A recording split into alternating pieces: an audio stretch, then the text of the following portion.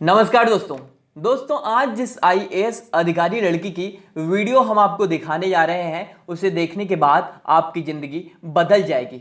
आप कुछ अलग आज महसूस कर सकते हैं, लेकिन उससे पहले कुछ चंद लाइनें आपके लिए पेश करता हूं। रख हौसला, वो मंजर भी आएगा, प्यासे के पास चलकर समंदर भी आएगा।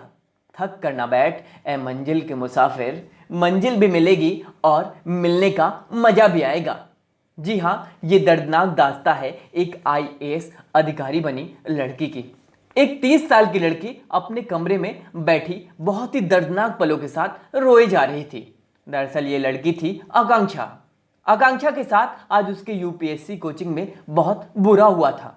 तभी बगल से उसकी एक दोस्त आकर आकांक्षा से पूछती है, यार हुआ क्या, ये तो बता।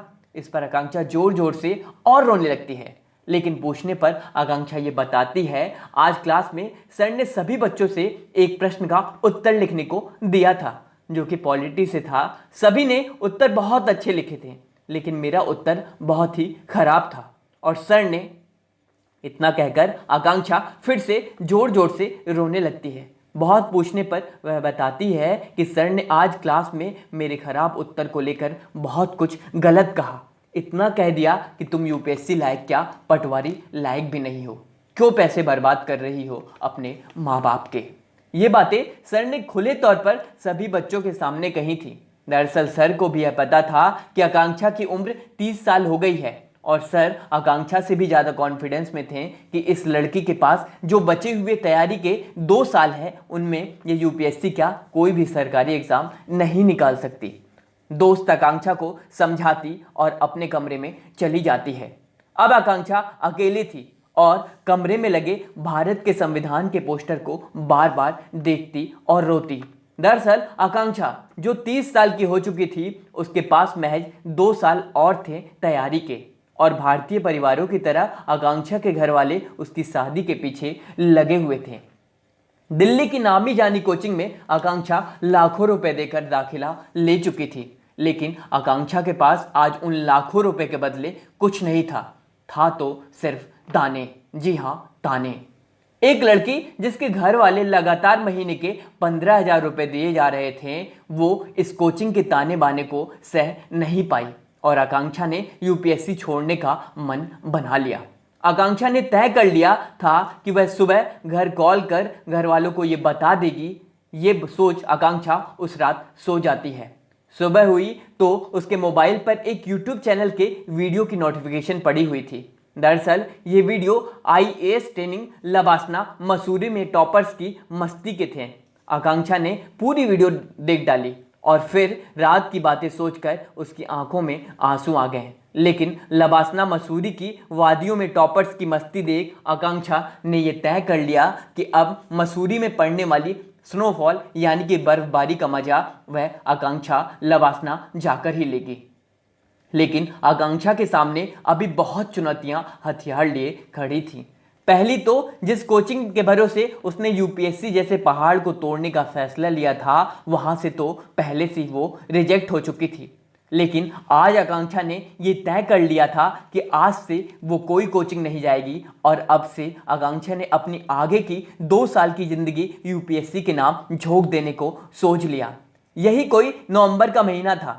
आकांक्षा ने इंटरनेट की मदद से सारी बुक्स मटेरियल की लिस्ट तैयार कर ली और अगली सुबह दिल्ली के दरियागंज से सारी किताबें खरीद कर ले आती है। घर वालों का फोन प्रतिदिन आकांक्षा के पास आता है और वह घर वालों से लगातार झूठ बोलती रही कि वह कोचिंग में है। दरअसल आकांक्षा इस आईएएस वाले मिशन पर खुद अकेले चल पड़ी थी।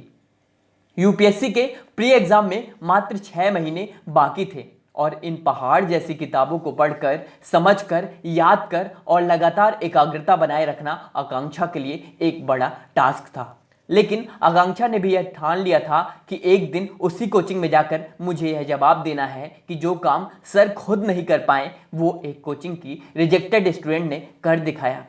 अब आकांक्षा धीरे धीरे यूपीएससी के सिलेबस को समझकर किताबें पढ़ना शुरू कर देती है और जहां भी कहीं दिक्कत आती, आकांक्षा गूगल और इंटरनेट को अपना गुरु बनाकर सहायता लेती। जिस रिजेक्शन के कारण आकांक्षा कोचिंग जाना बंद कर दी थी वह था अच्छा उत्तर नहीं लिख पाना। लेकिन आकांक्षा ने इन महीनों में न सिर्फ एक स्ट्रेटजी के तहत 7 किताबें पढ़ती गई, बल्कि इन 4 महीनों में आकांक्षा ने 400 से ज़्यादा उत्तर लिखने के अभ्यास किए। इन सब को लेकर जून का महीना आ चुका था और यूपीएससी के प्री परीक्षा का भी दिन आ गया। रोज की तरह आकांक्षा एक्सरसाइज कर बिना कोई प्रेशर लिए यूपीएससी की परीक्षा के लिए निकल जाती है। प्री परीक्षा खत्म होती है और शाम को आकांक्षा घर आती है और अभी सारे कोचिंग इंस्टीट्यूट अपने अपने यूपीएससी परीक्षा के प्रश्नों के उत्तर जारी कर दिए थे। आकांक्षा अपने उत्तर को चेक करती है और ये कंफर्म कर लेती है कि उसका प्री क्वालिफाई हो रहा है, क्योंकि आकांक्षा के 64 प्रश्न सही हो रहे थे। 1.5 महीने बाद यूपीएससी प्री के नतीजे आ जाते हैं और आकांक्षा प्री एग्जाम पास कर लेती है, लेकिन यह बात वह अपने घर वालों के सिवा किसी को नहीं बताती। अब बारी थी मेंस की, यानी कि उत्तर लिखने वाले एग्जाम की।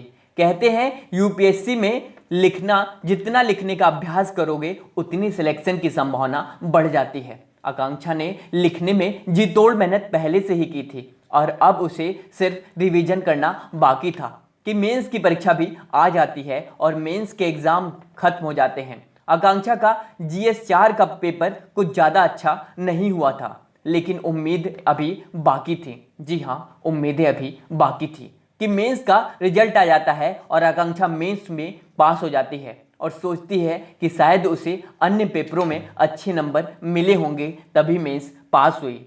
और अब बारी थी इंटरव्यू की कि इंटरव्यू का भी दिन आ जाता है और आकांक्षा इंटरव्यू देने के लिए यूपीएससी की बिल्डिंग में पहुंचती है। माहौल थोड़ा गर्म था, क्योंकि जिस बोर्ड में आकांक्षा का इंटरव्यू पड़ा था, कहते हैं वो बोर्ड अच्छे नंबर उम्मीदवारों को नहीं देता। बहरहाल इंटरव्यू खत्म हो जाते हैं और आकांक्षा यूपीएससी के अंतिम परिणाम यानी कि फाइनल रिजल्ट का इंतजार करने लगती है कि फाइनल रिजल्ट का भी दिन आ जाता है और आकांक्षा सुबह से ही बेचैन हो उठती है।